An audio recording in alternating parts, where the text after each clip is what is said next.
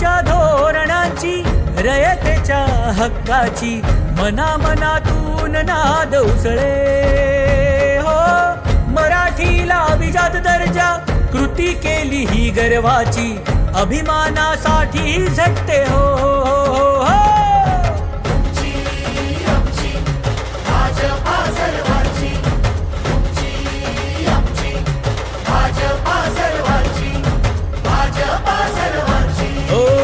जनकल्याणार्थ आखले समान धोरण, जाती भेदाचे ना कधी केले राजकारण, समाजात बांधले हो समतेचे तोरण.